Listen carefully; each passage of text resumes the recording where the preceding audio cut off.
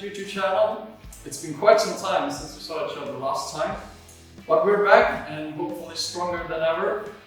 And what better way to do it than to introduce our brand new project, a 1997 Tony Kart Extreme.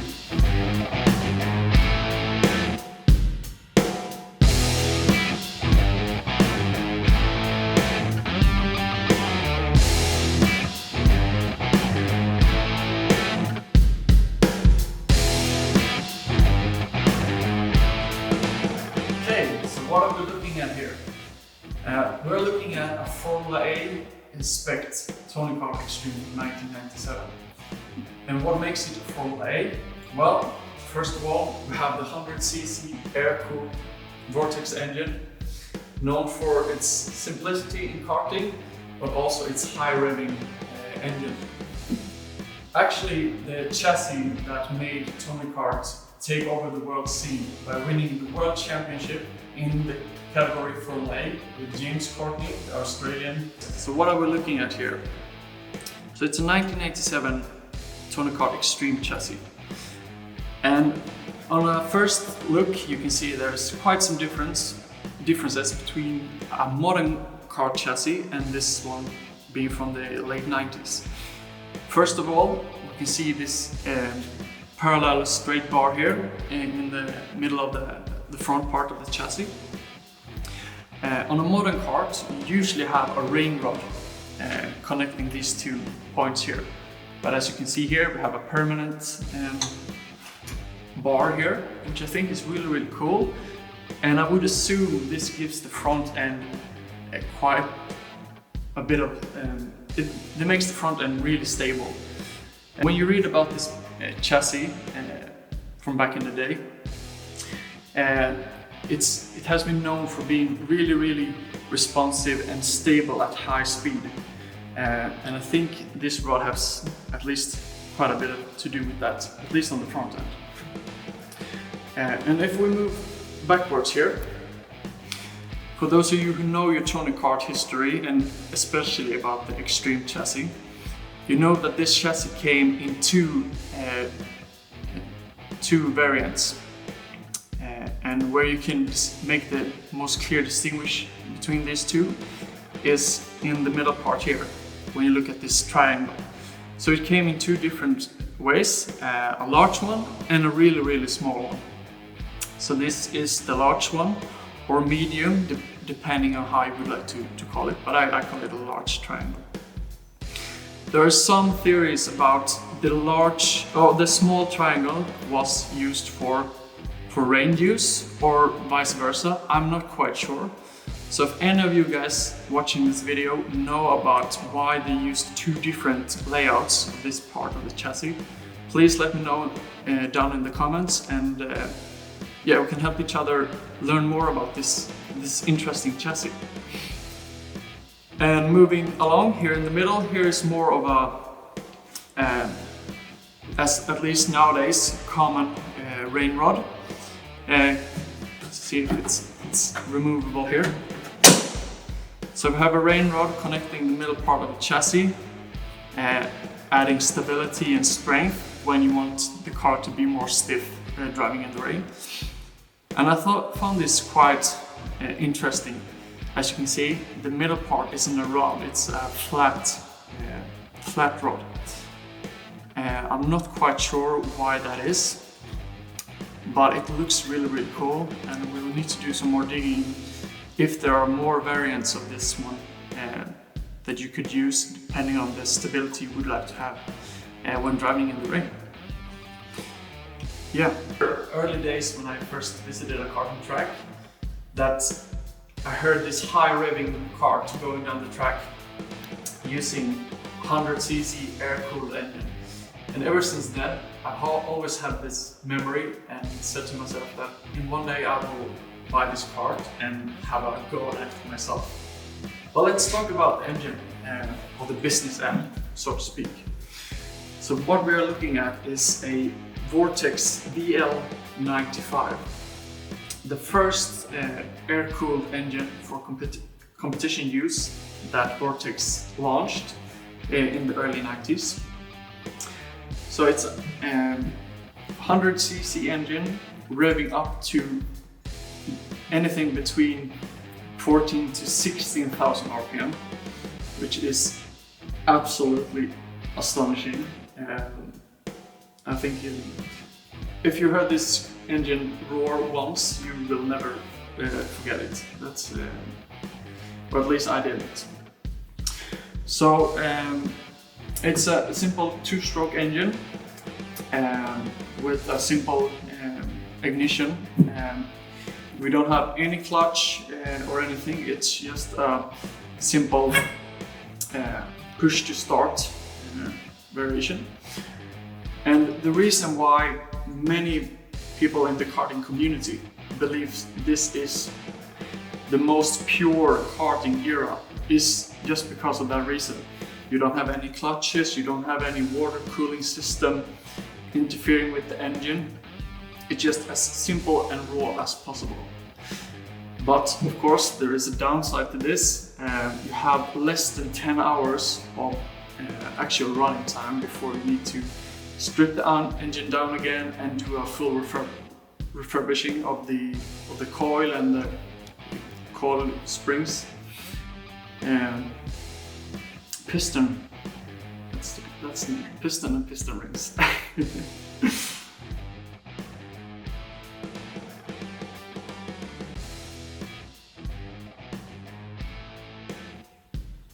So moving along to the rear axle. As you can see, also in really bad condition. One thing that's really interesting to mention is back in 1997 when James Courtney won the World Championship in the Formula A category with this specification of chassis, there were one difference. For the first time, Tony Kart introduced and homologated a 50 millimeter rear axle. So looking at this specific chassis, that is the one part that differs from the actual World Championship specification. So as you can see here, we have a 40 millimeter rear axle, whereas in the World Championship winning kart, they had a 50 millimeter rear axle. So it doesn't look much, but from what I can read, it gave the chassis even more of an advantage through the corners for Tony Kart and James Courtney. And ever since then, Tony Kart had used, or for the senior categories, used the 50 millimeter rear axle instead of the 40 millimeter rear axle.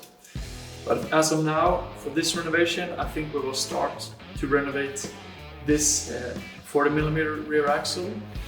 And let's see going forward if we can experiment a little bit with a bigger diameter rear axle. This car must have been quite abused in the later stages of its active life. As you can see here on the rear braking disc, we have different kind of bolts going through here and even some damages on the disc itself. Looks really horrible and quite dangerous if you ask me. So this whole disc and these bolts definitely need to be switched out.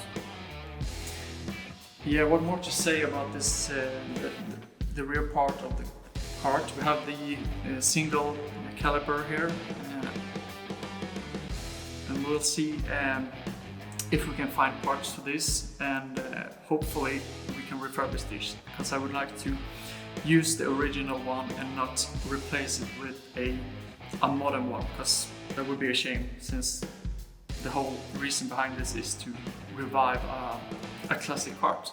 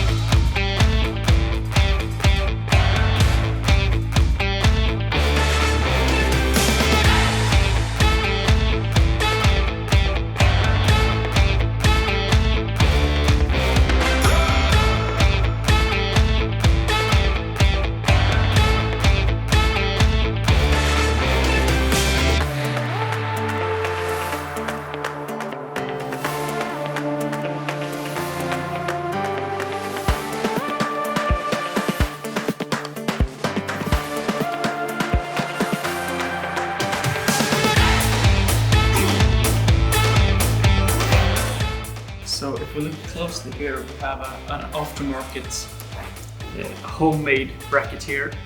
So what we will do when we put this all back together is that we will mount this on the original place. Because it will look much cooler and much more like the original. Small details, but they make all the difference.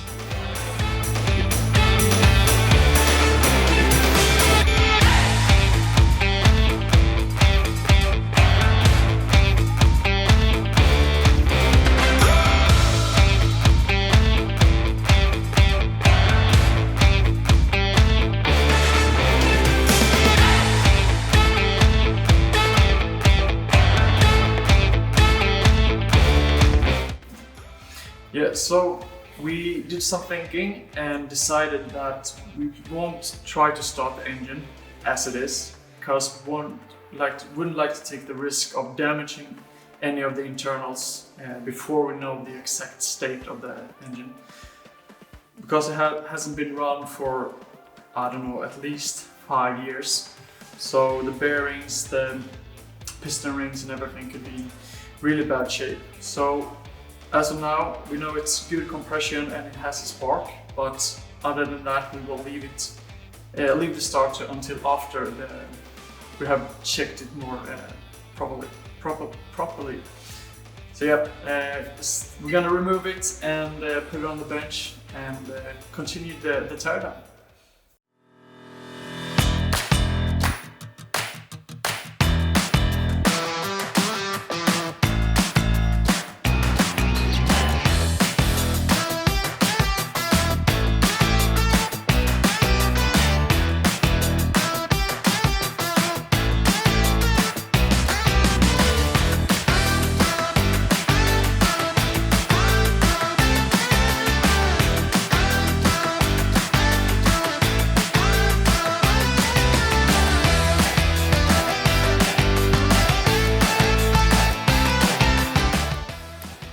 It's really interesting when you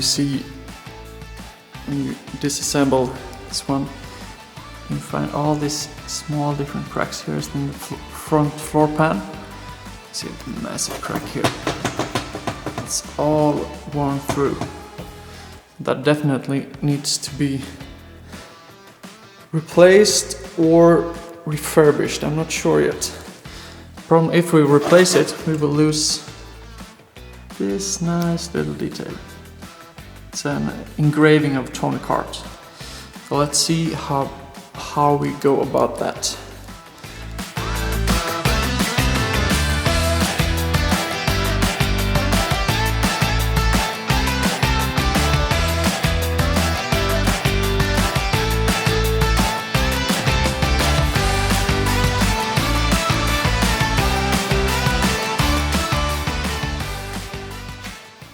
So guys, now the chassis is all stripped down and only a few small bits remaining. But overall, quite an easy job to do. And yeah, it was a really fun process and hope you enjoyed the footage. Tried to get some different angles and bring you guys along on the journey. So now we're gonna try to strip down all the paint. I think we're gonna sandblast the chassis. And then assess it to see if it's straight enough and see if we have, hopefully, no cracks. And yeah, that's the next step. We have a pile of parts on the floor, which we will take care of later on. But I think this is it for this video, and thank you for sticking around all the way to the end. And let me know what you thought about this video in the comments. And yeah, I guess I'll see you guys in the next one. Take care.